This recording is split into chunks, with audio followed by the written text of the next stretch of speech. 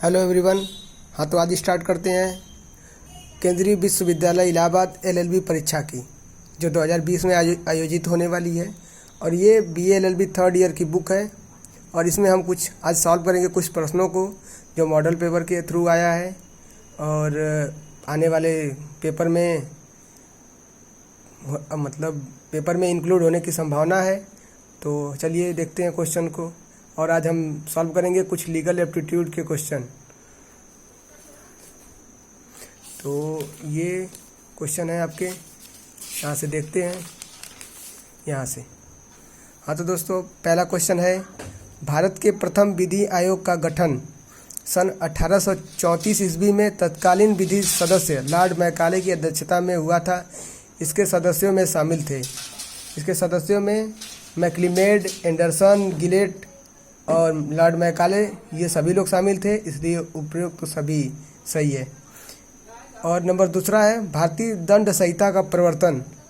भारतीय दंड संहिता मतलब आईपीसी का प्रवर्तन 1 जनवरी सन 1862 से हुआ था। इस संहिता में कुल कितनी धाराएं थी? तो इस संहिता में की बात करें तो इस संहिता में कुल 511 धाराएं थीं। अपराध के आवश्यक तत्व निम्न में से कौन कौन है? तो इसमें पहला ऑप्शन है, एक भारत जिसे एक विशिष्ट ढंग से वैधिक बाध्यता के अधीन कार्य करना है तथा जो दंड आरोपित करने के लिए उपयुक्त विषय है। नंबर बी है, ऐसे मानव के मन में एक दुराशय। नंबर सी है, ऐसे आशय को पूरा करने के लिए किया गया कोई कार्य और उसके परिणाम स्वरूप किसी दूसरे मानव या संपूर्ण समाज की एक क्षति। नंबर डी है उपयुक्त सभी। हाँ, तो दोस्तों ये चारों ऑप्शन है और इसमें से अपराध के आवश्यक तत्व निम्नलिखित में से कौन कौन है, ये क्वेश्चन है। तो इसमें ये चारों ऑप्शन है, ये अपराध के सारे तत्व हैं और ये सभी इंक्लूड होते हैं अपराध में, तो इसलिए इसका आंसर होगा नंबर डी। अब नंबर 4 क्वेश्चन है, विधितः परिवर्तनीय करार क्या कहलाता है? आप तो जानते हैं ये लीगल एप्टीट्यूड के क्वेश्चन है, ऐसे ही आते हैं और आप लोगों को बस थोड़ा थोड़ा मेहनत करने की ज़रूरत है। और ये चौथा नंबर का क्वेश्चन है और इसमें लिखा है विधितः परिवर्तनीय करार क्या कहलाता है। तो इसका मतलब अर्थ होता है, विधिता मतलब विधि के रूप में, परिवर्तनीय करार मतलब संविदा होगा इसका आंसर। और अगला क्वेश्चन है नंबर 5।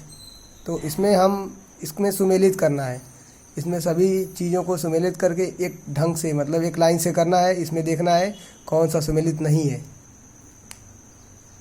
तो पहला है प्रस्तावना, धारा 2 का क।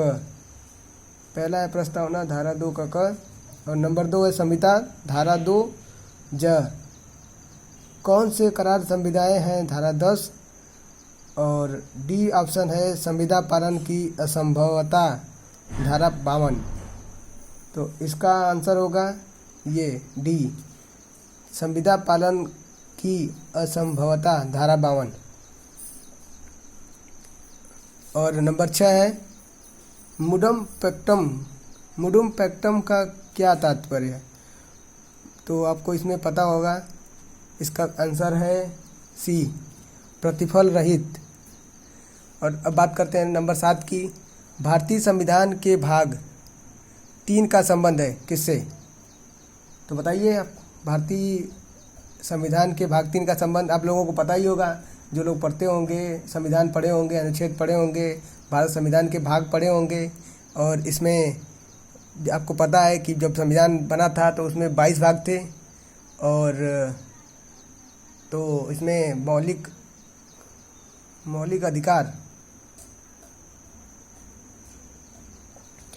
अधिकार को भाग 3 में रखा गया था, तो इसलिए मौलिक अधिकार का संबंध भाग 3 से है।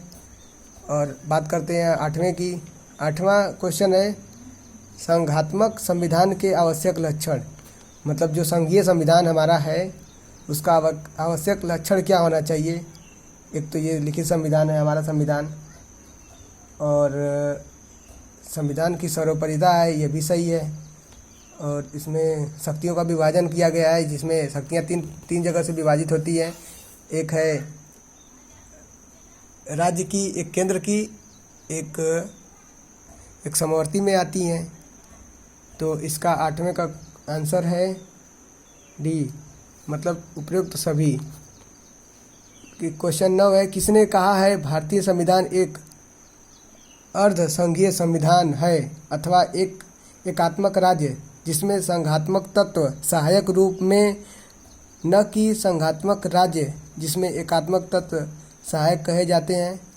किसने कहा था, मतलब ये किसके वाक्य हैं, मतलब ये किसने बोला था, आपको ये बताना है। तो क्वेश्चन नंबर 9 का ए, प्रोफेसर वीर ने कहा था।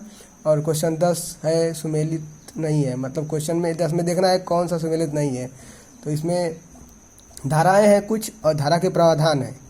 तो इसमें देखते हैं क्वेश्चन 10, धारा 6 का कह दिया है एक ही समव्यवहार का निर्माण करने वाले तथ्य। और नंबर बी दिया है धारा 17 स्वीकृति की